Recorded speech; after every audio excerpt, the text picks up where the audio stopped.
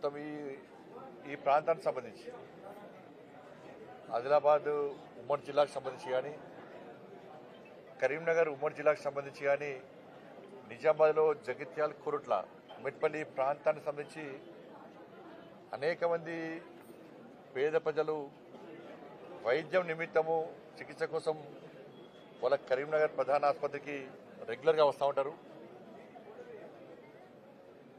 ఇలా వేలాది మంది ఇలా ట్రీట్మెంట్ కోసం వస్తూ ఉంటారు. దాన్ని దృష్టిలో ఉంచుకొనే కేంద్రంలోని నరేంద్ర మోడీ గారి ప్రభుత్వం మొదటి నుంచి కూడా విద్యా వైద్యానికి ప్రాముఖ్యతనిస్తున్న విషయం వాస్తవం. అది ప్రధానమంత్రి Ayushman Bharat health infrastructure machine కింద ఆ స్కీమ్ కింద ఇవాళ కరీంనగర్లోని క్రిటికల్ కేర్ బ్లాక్ 23,70,00,000 రూపాయలతోని పూర్తి నిర్మాణం చెప్పడం జరిగింది. అత్యాధునిక వసతులు అన్ని ఎక్విప్మెంట్స్ తోని ఈరోజు ఈ క్రిటికల్ కేర్ బ్లాక్ ను ఈరోజు ప్రారంభించడం జరిగింది. 23,70,00,000. ఇది పూర్తిగా కేంద్ర ప్రభుత్వం యొక్క నిధులు. ఈ నిర్మాణం కానీ ఎక్విప్మెంట్స్ కానీ పూర్తిగా కేంద్ర ప్రభుత్వ నిధులైనప్పటికీ దానిలో డాక్టర్స్ నియామకం కానీ ప్రజలకు సేవలు అందించడం కానీ పూర్తిగా అది కంప్లీట్ రాష్ట్ర ప్రభుత్వం చేయాల్సిన పని. దానిలో క్రిటికల్ కేర్ ఇప్పుడు దాదాపు 4-5 ఆపరేషన్ థియేటర్స్ ఉన్నాయి. అన్ని రకాల ఫెసిలిటీస్ ఉన్నాయి. దానిలో న్యూరో డాక్టర్ కావాలి, ఆర్థో డాక్టర్ కావాలి, కార్డియాకు సంబంధించి డాక్టర్ కావాలి. ఇట్లా అనేక రకాల డాక్టర్స్ అవసరం ఉంది. ఆ డాక్టర్స్కు ప్రభుత్వం ఇవ్వకుండా, సిబ్బందిని ఇవ్వకుండా మనం ఇంత పెద్ద బిల్డింగు 23 కోట్లతో కట్టుకుంటే వృధా అవుతుంది. కాబట్టి కేంద్ర ప్రభుత్వం ఒక మంచి ఆలోచనతోని ఇంత పెద్ద బడ్జెట్ ఇచ్చింది. కేవలము ఈరోజు ఇదే బడ్జెట్ కాదు. ఈ కరీంనగర్ ప్రభుత్వ ఆసుపత్రికే ప్రతి సంవత్సరము 30 నుంచి 40 కోట్ల రూపాయలు కేంద్ర ప్రభుత్వ నిధులు వస్తున్నాయి. 30 నుంచి 40 కోట్ల రూపాయలు వస్తున్నాయి. ఈ మధ్య ఏమైంది, రాష్ట్ర ప్రభుత్వాలు వాళ్ళు ఇవ్వాల్సిన మ్యాచింగ్ అందిస్తలేవు. కాబట్టి కేంద్రం ఇచ్చినా కూడా ఆపాల్సి వస్తుంది. యూసీ ఇవ్వకుండా ఆపాల్సి వస్తుంది. యూటిలైజ్ సర్టిఫికేట్ ఇవ్వకుంటే ఆపాల్సి వస్తుంది. ఇది పాలసీ ఇది. కాబట్టి రాష్ట్ర ప్రభుత్వం వెంటనే సంబంధిత డాక్టర్లను వెంటనే రిక్రూట్ చేయాల్సిన అవసరం ఉంది. సిబ్బందిని రిక్రూట్ చేయాల్సిన అవసరం ఉంది. ఒక మంచి ఆలోచనతో మనం చేస్తున్నాం. ఇవాళ మీకు తెలుసు, గతంలో 2014-2015 యూపీ హయాంలో వైద్యానికి ఖర్చు పెట్టింది ఎంత అంటే 37,000 కోట్ల రూపాయలు మాత్రమే. 37,000 కోట్ల రూపాయల బడ్జెట్ మాత్రమే ఇలా వైద్యానికి అప్పటి ప్రభుత్వం కేటాయించింది. వాళ్ళ నరేంద్ర మోడీ గారి ప్రభుత్వం వచ్చిన తర్వాత, నరేంద్ర మోడీ గారి ప్రభుత్వం వచ్చినాక 1,18,000 కోట్ల రూపాయల బడ్జెట్ ను వాళ్ళ కేటాయించలేదు. అంటే 1,00,000 కోట్ల బడ్జెట్ ను ఎక్స్ట్రా వాళ్ళ కేంద్ర ప్రభుత్వం వైద్యం కోసం కేటాయించింది. విద్య కూడా అంతే. అంత ప్రభుత్వం 68,000 కోట్ల రూపాయలు ఇస్తే నరేంద్ర మోడీ గారి ప్రభుత్వం 1,38,000 కోట్ల రూపాయల బడ్జెట్ ఇచ్చింది. అందుకే ఎన్హెచ్ఎం కింద అన్ని పిహెచ్సి సెంటర్లు కానీ, బస్తీ దవాఖానలు కానీ ఇవన్నీ కూడా కేంద్ర ప్రభుత్వమే. ఇవాళ కేంద్ర ప్రభుత్వ నిధుల ద్వారా మాత్రమే ఇవి నడుస్తున్నాయి. కానీ దురదృష్టవశాత్తు రాష్ట్ర ప్రభుత్వాలు ఆ నిధులను డైవర్ట్ చేయడం, కేంద్ర ప్రభుత్వం నిర్మాణం చేసినప్పుడు కూడా దాన్ని సరి అయిన విధంగా వినియోగించుకోకపోవడం. దీనికి కారణం ఏంటంటే ఎక్స్పర్ట్స్ లేకపోవడం. ఇవాళ నేను గతంలో మంచి ఎక్స్రే మిషన్ ఇచ్చాను నేను, కానీ ఎక్స్పర్ట్ లేడా. ఆ ఎక్స్రే మిషన్ ఖరాబ్ అయిందని చెప్పి మళ్ళీ మూల పడేస్తారు దాన్ని. వాళ్ళ నేను ఇంతకుముందు అంబులెన్స్ ఇచ్చిన, ఇక్కడికి వీళ్ళకు కాన్సన్ట్రేటర్స్ ఇచ్చిన, ఆక్సిజన్ మిషన్ ఇచ్చిన, బెడ్స్ ఇచ్చిన, వెంటిలేటర్లు ఇచ్చిన, అంబులెన్స్ ఇచ్చిన, ఐసీయూ ఫెసిలిటీ ఉన్న అంబులెన్స్ కూడా ఇచ్చిన. కానీ ఇటు కేంద్ర ప్రభుత్వం ఇస్తున్నది, ఇటు మేము ఇస్తున్నాం. కాబట్టి ఇవన్నీ ఇచ్చినప్పుడు కూడా దాన్ని వినియోగించుకోవాల్సిన బాధ్యత ఉంది. కాబట్టి అందుకే ఇవాళ డాక్టర్లను ఇంకా పెంచాలని చెప్పి అంతకుముందు ఎయిమ్స్ ఎన్ని ఉండే, అంతకుముందు all India institute of medical science ఎన్ని ఉండే, దేశంలో 7 ఉండే కాంగ్రెస్ పార్టీ హయాంలో. ఇవాళ బీబీ నగర్తో పాటు దాదాపు 30 ఎయిమ్స్ నిర్మిస్తాం మనం. మెడికల్ కాలేజ్ 387 మెడికల్ కాలేజ్ ఉండే, వాళ్ళ 780 మెడికల్ కాలేజీలు అయినాయి. 51,000 మాత్రమే మెడికల్ సీట్స్ ఉండే, ఎంబీబీఎస్ సీట్లు. వాళ్ళ 1,18,000 సీట్లు ఇచ్చినాం, ఇవాళ పెంచినాం. 31,000 పీజీ సీట్లు ఉండే, వాళ్ళ 71,000 పీజీ సీట్లు పెంచినాం. అంటే ఇంకా డాక్టర్స్ తయారంటే దేశానికి అవసరం ఉందని చెప్పి మనం చెప్పే ప్రయత్నం చేస్తున్నాం. కాబట్టి నేను మళ్ళా రాష్ట్ర ప్రభుత్వం విజ్ఞప్తి చేస్తున్నా. కేంద్ర ప్రభుత్వం నిధులు ఇచ్చింది, నిర్మాణాలు చేపట్టింది, అన్ని రకాల సౌకర్యాలు ఏర్పడిస్తున్నది. దాన్ని మెయింటైన్ చేసిన బాధ్యత రాష్ట్ర ప్రభుత్వం కాబట్టి చేయాల్సిందిగా కోరుతా ఉన్నాను. దాంతోపాటు బంజారాహిల్స్ పెద్దమ్మ గుడి, తెలంగాణ రాష్ట్రంలో కాంగ్రెస్ పార్టీ అధికారంలోకి వచ్చిన తర్వాత పూర్తిగా అన్ని ప్రాంతాలలో దేవాలయాల మీద దాడులు విపరీతంగా పెరిగినాయి. ఒక దేవాలయం మీద దాడి మర్చిపోకముందే ఇంకో దేవాలయం మీద దాడి జరుగుతూ ఉన్నది. ఎవరికి అడ్డురాని ప్రజలందరూ ఆరాధ్య దైవంగా భావించి ప్రతి సంవత్సరం బోనాల పండుగ నిర్వహించుకునేటువంటి బంజారాహిల్స్ పెద్దమ్మ గుడిని కూల్చాల్సిన అవసరం ఏమొచ్చింది? కాదు, ప్రభుత్వానికి అధికారులకు భయం లేదు. భయం చూపడతాం మేము కూడా. ప్రభుత్వానికి హిందూ దేవాలయాన్ని కూలిస్తే ఏ విధంగా పరిణామాలు ఉత్పన్నమవుతాయో ఇలా బంజారాహిల్స్ పెద్దమ్మ గుడి కూలట్టిరు కదా. ఇలా హిందూ సమాజం అంతా ఒకటైంది. వేలాది మంది యువకులు ఇలా బంజారాహిల్స్ పెద్దమ్మ గుడి కోసం ఉద్యమం చేయడానికి సిద్ధంగా ఉన్నారు. ఇవాళ ప్రభుత్వం సమాధానం చెప్పాలి. ఎవరైతే గుడిని కూల్చారో ఫస్ట్ అధికారి సస్పెండ్ చేయండి. ఫస్ట్ ఆ అధికారిని సస్పెండ్ చేస్తేనే మేము ఆలోచిస్తాం. అరే ఇదే ఇంకా వేరే మతాలకు సంబంధించి కూర్చో దమ్ము మీకుందా? రోడ్డుకు అడ్డంగా ఈ తెలంగాణ రాష్ట్రంలో ఎన్ని దేవాలయాలు ఉన్నాయి, ఎన్ని మసీదులు ఉన్నాయి, ఎన్ని చర్చిలు ఉన్నాయి? మేము ఇతర మతస్థులు కూర్చోమని అంటలేము. అరే హిందూ దేవాలయాలే ప్రాణం కోసం ఎందుకు కూర్చున్నారు? ఇవాళ ఓలికి బోనాల పండుగను పవిత్రంగా జరుపుకుంటున్నారు. భాగ్యనగరంతో పండుగ వాతావరణం ఉంది. ఈ పరిస్థితిలో కావాలని కుట్రలు చేసి వాళ్ళ పెద్దమ్మ గుడిని కూల్చడము ఇది ఎంతవరకు కరెక్ట్? అంటే జూబ్లీస్ ఎలక్షన్స్ ఉన్నాయి. ఇప్పటికే కాంగ్రెస్ వాళ్ళు అంటున్నారు అలా ముస్లింస్ 22% ఉన్నారు, 30% ఉన్నారు. కాబట్టి వాళ్ళ ఓట్లు రావాలంటే పెద్దమ్మ గుడిని కూల్చాలి. మీరు గుర్తుంచుకోండి బిడ్డ, జూబ్లీస్ లో హిందువులందరూ ఓటు బ్యాంక్ మారుతారు. నేను రాష్ట్ర ముఖ్యమంత్రి గారు చెప్తున్నాను, మీరు 20% ముస్లిం ఓటు బ్యాంక్ కోసం మీరు ప్రయత్నం చేస్తున్నారు. ఆ కుట్రలో భాగమే, రాష్ట్ర ప్రభుత్వ కుట్రలో భాగమే ఇలా బంజారాహిల్స్ పెద్దమ్మ గుడిని కూల్చిరు. వాళ్ళ కేవలం జూబ్లీస్ లో ఒక వర్గం ఓట్ల కోసం, ఆ వర్గం ఓట్ల ద్వారా గెలవడానికే వాళ్ళ పెద్దమ్మ గుడి కూల్చారు. ఎంత ధైర్యం ఉండాలి మీకు, ఎంత దమ్ము ఉండాలి మీకు పెద్దమ్మ కూల్చడానికి? ఎస్, మేం చేస్తాం. ఇవాళ 80% హిందువుల ఓటు బ్యాంక్ మారుస్తాం. మేము ఈ పెద్దమ్మ గుడి సాక్షి చెప్తున్నాం. మేము 80% హిందువుల ఓటు బ్యాంక్ మారుస్తాం. కాంగ్రెస్ పార్టీ పెద్దమ్మ గుడికి కూల్స్తే ఏ విధంగా గుణపాఠం హిందూ సమాజం చెప్తుందో ఇవాళ చూపడానికి హిందూ సమాజం సిద్ధంగా ఉంది. ఖబర్దార్, నేను రాష్ట్ర ప్రభుత్వం డిమాండ్ చేస్తున్నాను. నేను ఇది మంచి పద్ధతి కాదు. రాష్ట్ర ముఖ్యమంత్రి క్షమాపణ చెప్పాలి. దీని మీద సంబంధిత అధికారులను వెంటనే సస్పెండ్ చేయాలి. ఇది జరగకుండా మాత్రం మిమ్మల్ని క్షమించము. అందుకే ఇవాళ చెప్తున్నారు బీసీ రిజర్వేషన్ చెప్తున్నారు. ఇవాళ నేను అంటున్నా బీసీ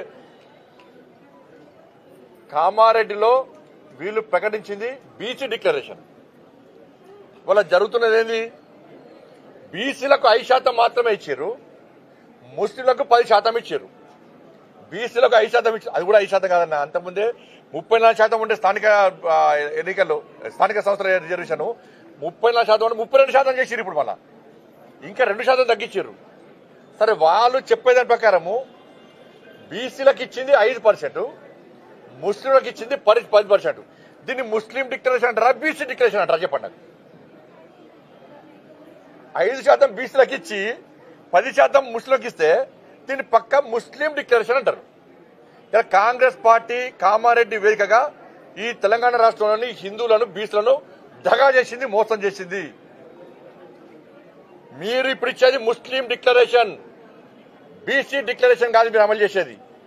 మీరు కామారెడ్డిలో ఆ రోజే మేము ముస్లింలకు 10% రిజర్వేషన్ ఇస్తామని చెప్పి కేవలం హిందువులైన బీసీలకు 5% ఇచ్చి, అది కూడా 5% కాదన్న, అంతకుముందే 34% ఉండే స్థానిక ఎన్నికల్లో స్థానిక సంస్థల రిజర్వేషన్ 34% 32% చేసిరు. ఇప్పుడు మళ్ళా ఇంకా 2% తగ్గించారు. సరే, వాళ్ళు చెప్పేదాని ప్రకారము బీసీలకు ఇచ్చింది 5%, ముస్లింలకు ఇచ్చింది 10%. దీన్ని ముస్లిం డిక్లరేషన్ అంటారా, బీసీ డిక్లరేషన్ అంటారా? చెప్పండి. 5% బీసీలకు ఇచ్చి 10% ముస్లింలకు ఇస్తే దీని పక్క ముస్లిం డిక్లరేషన్ అంటారు. ఇలా కాంగ్రెస్ పార్టీ కామారెడ్డి వేదికగా ఈ తెలంగాణ రాష్ట్రంలోని హిందువులను బీసీలను దగా చేసింది, మోసం చేసింది. మీరు ఇప్పుడు ఇచ్చేది ముస్లిం డిక్లరేషన్, బీసీ డిక్లరేషన్ కాదు మీరు అమలు చేసేది. మీరు కామారెడ్డిలో ఆ రోజే మేము ముస్లింలకు 10% రిజర్వేషన్ ఇస్తామని చెప్పి కేవలం హిందువులైన బీసీలకు 5% ఇస్తారంటే ఒక్క సీట్ రాకపోతుండే, మీకు ఒక్కరికి వెళ్ళకపోతుండే. మీరు అమలు చేసేది ముస్లిం డిక్లరేషన్. బీసీల బూచి పేరుతో ముస్లింలకు న్యాయం చేస్తారు, ముస్లింలకు రిజర్వేషన్ ఇచ్చే ప్రయత్నం చేస్తారు, బీసీలకు అన్యాయం చేస్తారు. సిగ్గు లేకుండా కొన్ని బీసీ సంఘాలు వాళ్ళు ఏ ప్రభుత్వం ఉంటే ప్రభుత్వం కొమ్ము కాస్తారు. ఏ ప్రభుత్వం ఉంటే సిగ్గుండాలి వాళ్ళకి కొంచెం అన్నా. బీసీలకు అన్యాయం జరుగుతుంది, ఆలోచించండి. మీరు గుండె చేసుకొని దీన్ని ముస్లిం డిక్లరేషన్ అంటారా, దీన్ని బీసీ డిక్లరేషన్ అంటారా? ఇచ్చేది 5%, 20% వాళ్ళని ఉండనుండే. 10% పోతే 32%, 30%, 20% ఉంది. ఇప్పుడు వచ్చేది 5%. 5% బీసీలకు ఇచ్చి దీన్ని బీసీ డిక్లరేషన్ అంటారా? మీరు మేము బీసీలో ఉద్ధరిస్తాం, మేము బీసీలో చేస్తామంటున్నారు. ఏం చేసింది? ఇలా 5% ఇచ్చి బిచ్చమెత్తురా మాకేమన్నా? కామారెడ్డిలో బీసీ డిక్లరేషన్ అంటారు, మీరు ముస్లిం డిక్లరేషన్ అమలు చేస్తారు. ఇక్కడ దీన్ని ఏం చేయాలి? ఒక ప్లాన్ ప్రకారం ఇవాళ తెలంగాణ రాష్ట్రంలో హిందువులు మెజార్టీ అయిన హిందువులను మైనార్టీగా చూపెట్టే ప్రయత్నం చేస్తున్నారు. 100% ముస్లింలకు రిజర్వేషన్ ఇచ్చి 100% ప్రతి ఒక్కరికి రిజర్వేషన్ ఇచ్చి వాళ్ళ హిందువులను మెజార్టీ అయిన హిందువులను మైనార్టీగా చూపెట్టడానికి కుట్రలో భాగమే కాంగ్రెస్ పార్టీ ఆలోచన.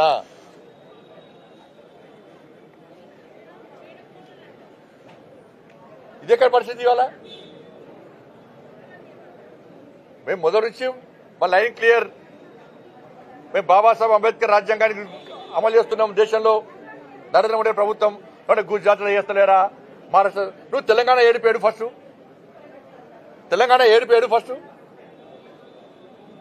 నువ్వు కామారెడ్డి డిక్లరేషన్ ఏంది? కామారెడ్డి డిక్లరేషన్ ఏంది? 42% బీసీలకు రిజర్వేషన్ ఇస్తావు. 42% పూర్తి రిజర్వేషన్ బీసీలకు అయ్యి మేము మద్దతు తెలుపుతాం. కానీ బీసీలకు 5% ఇచ్చి మీరు ముస్లిం డిక్లరేషన్ అమలు చేస్తా అంటే 80% అడ్డుకుంటాం. ఇక్కడ అడ్డుకోకుంటే ఈ విష వృక్షము దేశవ్యాప్తంగా నడకపోతుంది. అలా ఇదే డిక్లరేషన్ దేశవ్యాప్తంగా అమలు చేస్తారట వీళ్ళు. అంటే ఏంది? దేశవ్యాప్తంగా హిందువులను మైనార్టీలు చేస్తారు, ఓటు బ్యాంక్ కోసం ఒక వర్గానికి కొమ్ము కాస్తారు వాళ్ళు. ఇదేనా మీరు చేసేది? బీసీలు అంత అమాయకులు గారు. స్థానిక సంస్థల ఎన్నికల్లో మీకు 100% హిందూ సమాజం బీసీలు పక్కా గుణపాఠం చెప్తారు. మీరు రాసి పెట్టుకోండి కాంగ్రెస్ పార్టీ. మీరు ఏదో కొంతమంది లీడర్లు టీవీలలో బ్రేకింగ్లు వస్తాయి, వాళ్ళు మాట్లాడింది వాయిస్ కంపల్సరీ టీవీలలో పేపర్లు వస్తుంది, అదే ప్రజలు నమ్ముతున్నారు అనుకుంటే మూర్ఖత్వం. గ్రౌండ్ లో ఉన్న రిపోర్ట్ తెలుసుకోండి. బీసీలు అందరూ అంటారు మాకు కేవలం 5% ఇస్తున్నారు, ముస్లింలను బీసీలు కలిపితే మేము ఒప్పుకోము అనేది వాస్తవం. అది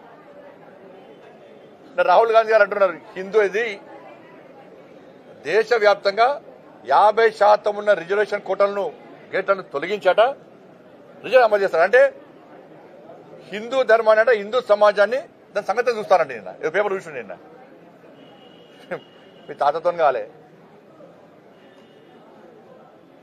మీ నాయనమ్మతో కాలే, మీ నాయనతో కాలే, నీతో అవుతుందా? హిందూ ధర్మాన్ని హేళన చేస్తే, చీల్చే ప్రయత్నం చేస్తే ఈ దేశంలో ఏమవుతుందో అడుగుదామంటే మీ నాయన లేడా, తెలుసుకుందామంటే మీ నాన్నమ్మ లేదా, విందామంటే మీ తాత లేడా? వాళ్ళతో కాదు, నీతో అవుతుంది. ఏమవుతుంది నీతో?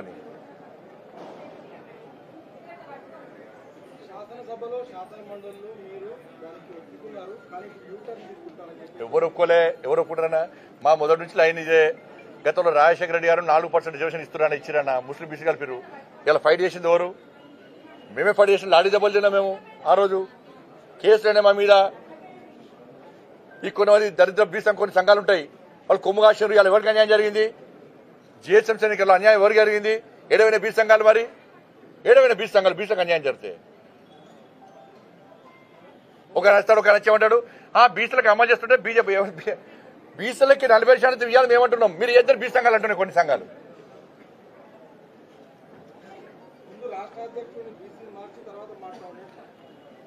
డాక్టర్ లక్ష్మణ్ గారు, అంతకుముందున్న దత్తాత్రేయ గారు కూడా బీసీఏ, అంతకుముందున్న చలపతి గారు కూడా బీసీఏ, ఉన్నదాముకున్న బండి సంజయ్ కూడా బీసీఏ. ఇలా మీ ప్రభుత్వం, మీ పార్టీలో ఎంతమంది బీసీలు ఉన్నారు, మా పార్టీలో ఎంతమంది బీసీలు ఉన్నారు? గతంలో ఇప్పుడు తెలంగాణ రాష్ట్రంలో మీ ప్రభుత్వంలో ఎంతమంది బీసీలు ఉన్నారు మంత్రులు? వాళ్ళు నరేంద్ర మోడీ గారి ప్రభుత్వంలో 27 మంది ఎంపీలు, బీసీ ఎంపీలు మంత్రులు, 12 మంది ఎస్సీ సామాజిక వర్గానికి సంబంధించిన ఎంపీలు మంత్రులు, 8 మంది ఎస్టీ సామాజిక వర్గానికి సంబంధించిన ఎంపీలు మంత్రులు. మా దేశ ప్రధాని బీసీ. ఆ బీసీని, మోడీ కులాన్ని బీసీగా మార్చింది ఎవరు, గుర్తించింది ఎవరు? 45 సంవత్సరాల క్రితము కాంగ్రెస్ పార్టీ ప్రభుత్వమే కదా. మరి మోడీ గారు కన్వర్ట్ అంటే రాహుల్ గాంధీ గారు వాళ్ళ తాత ఏ జాతే? పార్సీ జాతికి సంబంధించిన ఫిరోజ్ ఖాన్ గాంధీ మనవాడు. వాళ్ళ తల్లి ఏ జాతి? ఇటలీకి చెందిన క్రైస్తవురాలు. మరి రాహుల్ గాంధీ గారు కన్వర్ట్ క్రిస్టియనా, కన్వర్టెడ్ ముస్లిమా, కన్వర్టెడ్ హిందువా?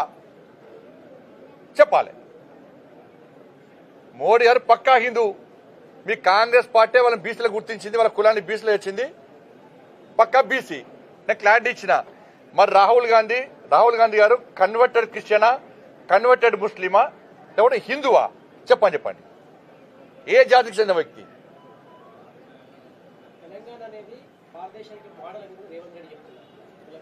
ఇప్పుడు మోడల్ అదే చేస్తుంది. ఇప్పుడు దేశవ్యాప్తంగా అదే చేద్దాం అనుకుంటున్నారు. ఇక్కడనే అడ్డుకోకుంటే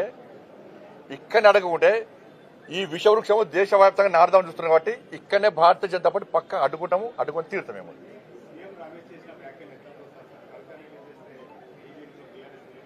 ఇది అన్న గతంలో నేను కూడా అన్నా. నేను చాలా మంది పట్టించుకోలే. తర్వాత వాళ్ళ చెల్లె అయిపోయింది. చెల్లె అయిపోయింది. అయిపోయినాక మళ్ళీ ఇప్పుడు ఏమైంది? ఇప్పుడు సీఎం రమేష్ గారి పేరు. ఇవాళ బీఆర్ఎస్ కు వాళ్ళ పార్టీని నడుపుకునేటువంటి సత్తా లేదు. పార్టీని నడుపుకోలేని స్థితిలో బీఆర్ఎస్ పార్టీ ఉంది. పూర్తిగా అవినీతిలో కూరుకుపోయినారు. ఇలా మేం చెప్పు కాదు, నరేంద్ర మోడీ గారు నిజామాబాద్ బహిరంగ సభలో క్లియర్గా చెప్పాడు. సీఎం రమేష్ గారు చెప్పింది వాస్తవము. అసలు ఇంకో విషయం చెప్తా మీకు. ఇవాళ కేసీఆర్ కొడుకు టికెట్ ఇవ్వలే ఫస్ట్ టైం. కేసీఆర్ కొడుకు కేసీఆర్ గారు టికెట్ ఇవ్వలే.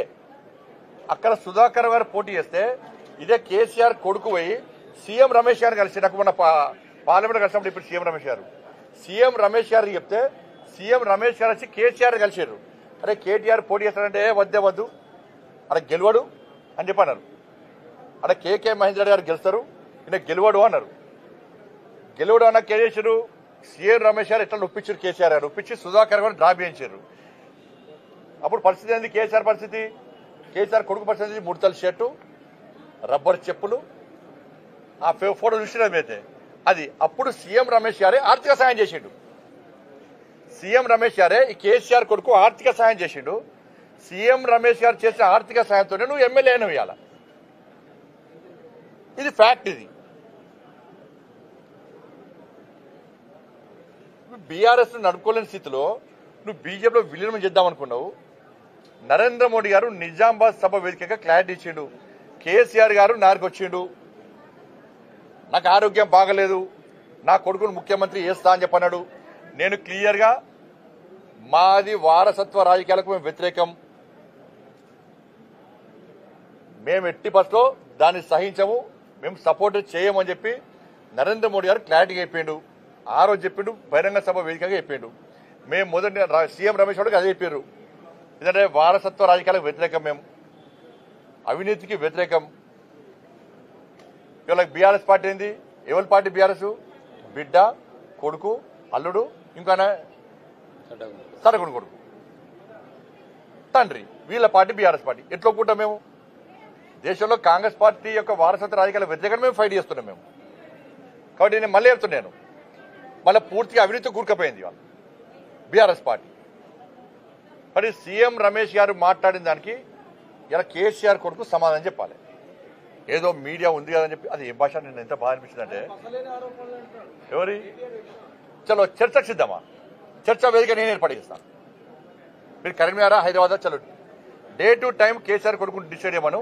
సీఎం రమేష్ గారిని రమ్మట, నేను ఇన్వైట్ చేస్తా. నువ్వు వస్తావా? రేవంత్ రెడ్డికి సంబంధం తప్పించుకునే మాటలు చెప్పకు. మళ్ళా నువ్వు తప్పించుకునే మాటలు ఏదో అందరు ఇంటర్వ్యూ అని చెప్పకు. నువ్వు సీఎం రమేష్ గారు సవాల్ చేసి నీకు సీఎం రమేష్ గారిని నేను ఇన్వైట్ చేస్తా. కరీంనగర్ వేదికనా హైదరాబాద్ వేదికనా చర్చకు నువ్వు సిద్ధమా? ఆయన చెప్పినటువంటి అనేక విషయాల మీద చర్చకు నువ్వు సిద్ధమా? పాపం సీఎం రమేష్ గారికి కేసీఆర్ కొడుకు నాస్తి కూడా తెలియదు. అందుకే నువ్వు నవీన దేవుడు అంటే నేను ఫోన్ చేసిన నిన్న అన్న, నువ్వు అట్లా పెట్టకే దేవుడిని ఒట్టు పెడతారని ఆస్తి కూడా దేవుడు నమ్మ నాస్తి కూడా చెప్పిన. చర్చకు సిద్ధమా కేసీఆర్ కొడుకు? చెప్పు. వేదిక మేము ఏర్పాటు చేస్తాం. దానికి వాళ్ళ తప్ప వాళ్ళ దీనికి రేవంత్ రెడ్డి గారికి సంబంధం ఇలా. ఆ భాష ఏందన్నా, నిన్న ప్రభుత్వం చాతకంతనం ముఖ్యమంత్రి ఎవరన్నా కానీ అన్న, అరే హౌలే అట, అరే హౌలే. కలెక్టర్లు నిన్న కలెక్టర్ కానీ వన్ అయ్య కానీ అట పోలీసోడు. ఇది కేటీఆర్ కొడుకు వాడే భాష, ఇది కేసీఆర్ కొడుకు వాడే భాష. కలెక్టర్ కానీ వన్ అయ్య కానీ అట. ఇది అన్ని భాష. ఇది తెలంగాణ భాషనా? ఇది తెలంగాణ యాసనా? ఇది ఇంత అహంకారం ఎందుకు? కనీసం సంస్కారం లేదు, సంస్కారహీనుడు నువ్వు. సోషల్ మీడియా వేదిక చేసుకొని దుబాయ్ సిగ్గు లేకుండా దుబాయ్ నుండి సోషల్ మీడియా నడుపుకుంటూ చెప్పిన మా కార్యకర్తలు చెప్పిన నీ సోషల్ మీడియా మిత్రుడే పేరున్నది. వీళ్ళ పేర్లు బిడ్డ అందరూ ఒక 4 పేర్లు మా దగ్గర ఉన్నాయి. మాకు వ్యతిరేకంగా, మా పార్టీకి వ్యతిరేకంగా కాంగ్రెస్ పార్టీ వాళ్ళంటే భరిస్తారు. వాళ్ళు రాహుల్ గాంధీ తిట్టా భరిస్తారు, ముఖ్యమంత్రిని హరే హౌలోన భరిస్తారు, వాళ్ళ పార్టీని తిట్టా భరిస్తారు. చాలాగానే వాళ్ళు కాంగ్రెస్ వాళ్ళు. కానీ నరేంద్ర మోడీ గారిని కానీ, మా ప్రభుత్వాన్ని కానీ, మా పార్టీ నాయకుల బిడ్డ ఇంకొకసారి ఆ స్క్రైబు ఈ స్క్రైబ్ పేరుతో మాట్లాడే ప్రయత్నం చేస్తే పక్కా దాడులు గ్యారెంటీ జరుగుతాయి. పక్కా నేను హోమ్ మినిస్టర్ చెప్పొద్దు, కానీ నీ అరాచకం పెరిగిపోతుంది.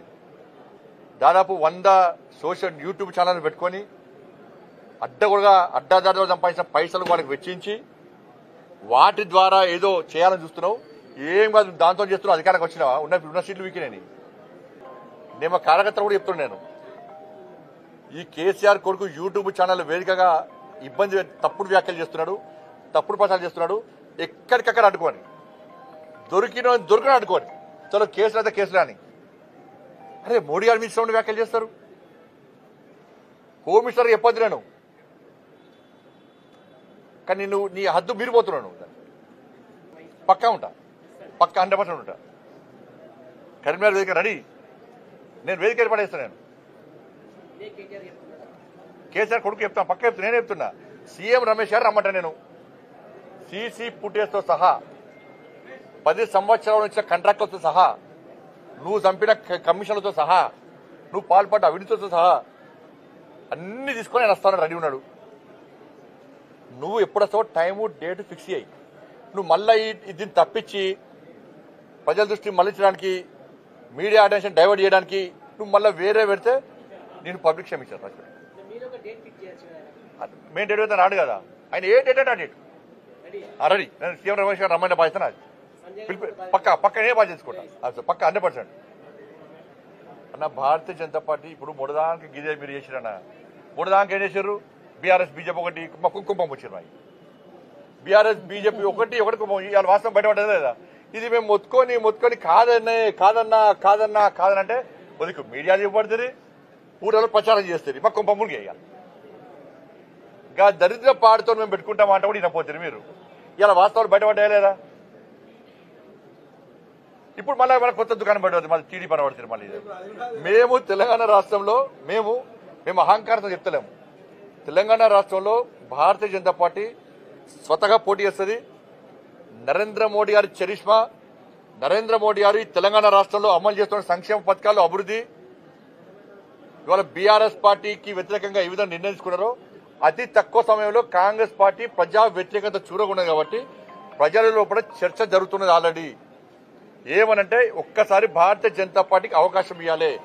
అందరికీ ఇచ్చాం అధికారం, బీజేపీకి ఇద్దాం అవకాశం. అందరికీ ఇచ్చాం అధికారం, బీజేపీకి ఇద్దాం అవకాశం అనేటువంటి ఆలోచనతో ప్రజలు ఉన్నారు కాబట్టి తప్పకుండా మేము ఈ ఎన్నికల్లో గెలవబోతున్నాం. స్థానిక సంస్థల ఎన్నికల్లో కూడా మేము గెలవబోతున్నాం. స్థానిక సంస్థల ఎన్నికలు ఎందుకు గెలవబోతున్నాం అంటే నాకు క్లారిటీ చెప్పురాను మీరు. రాష్ట్ర ప్రభుత్వము ఈ ఎన్నికలు ఎందుకు నిర్వహిస్తున్నది చెప్పండి మీరు. చెప్పరానయ్యో రాష్ట్ర ప్రభుత్వము ఈ ఎన్నికలు ఎందుకు నిర్వహిస్తున్నది? ఏ నిధులు మరి కేంద్రంలోకి వచ్చినంత మరి ఓట్లు ఎవరికి వేయాలి? మాకేయాలి కదా. కేంద్ర నిధుల కోసమే ఎన్నికలు జరుపుతున్నారు. మరి ప్రజలు ఓలో ఒకటి ఇచ్చే నిధులు ఇచ్చే కేంద్రాన్ని కొట్టేస్తారా రాష్ట్ర ప్రభుత్వం కొట్టేస్తారా? ఇక డైరెక్ట్ ఇప్పుడు మీరు అన్నారా లేదా కేంద్ర నిధులు అని చెప్పండి.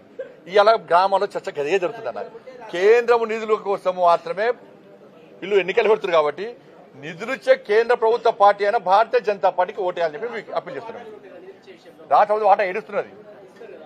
ఇస్తుంది పోతాయి, ఇస్తలేరు కాబట్టి బాధ కదా. ఇప్పుడు అందుకే అయిపోయినాం మేము. ఇప్పుడు అందుకే ఏం చెప్పినామంటే వాళ్ళు ఏమంటారు స్టాఫ్ లేరు సార్ అంటున్నారు. టెక్నీషియన్స్ ఎక్స్పర్ట్స్ లేరు సార్. మేము ఉన్న వాటిలో మేము కష్టపడి పనిచేస్తున్నాం. ఇక్కడ టెక్నీషియన్స్ లేకపోవడం ఇబ్బంది వస్తుంది. అందుకే చెప్పినాను దీన్ని మెయింటెనెన్స్ ఎవరు? రాష్ట్ర ప్రభుత్వం చేయాలి. అందుకే వారు మొత్తం పూర్తిగా డీటెయిల్ రిపోర్ట్ ఇవ్వమని చెప్పినా తప్పకుండా గౌరవ ఆరోగ్య శాఖ మంత్రి గారితో మాట్లాడతా. కేంద్ర ప్రభుత్వం నుంచి ఏం చేయడానికైనా మేము సిద్ధం. రాష్ట్ర ప్రభుత్వం కూడా ఆ స్థాయిలో సిబ్బంది విషయంలో కానీ ఇక్కడ డాక్టర్స్ విషయంలో కానీ వారు సహకరించే ప్రయత్నం చేయాలని కోరుతాం. ధన్యవాదాలు. అవి ఆర్ఎన్బి రోడ్డు ప్లస్ భారీ వర్షం ఉంది కాబట్టి ఓన్లీ కన్వేరే కాదు మొత్తం దాదాపు తెలంగాణ రాష్ట్రం అంతా మునిగిపోయింది. కాబట్టి అటువంటి కాకుండా అందుకే నెక్స్ట్ కార్పొరేషన్ వచ్చేది బీజేపీ మేయర్ కాబట్టి అందరూ వస్తాం. అందరం కలిసిమెలిసి మేము చేసే ప్రయత్నం చేస్తాం. వర్షం ఎక్కువ పడ్డది దాంతో ఇబ్బంది అని తప్ప వేరే కాదు. తక్కువ పడ్డే కావచ్చు కానీ భారీ వర్షమే కదా చేస్తాం. అటువంటి రాష్ట్రం విషయం మాట్లాడినప్పుడు కన్వెన్స్ కరాకే రాష్ట్రం విషయం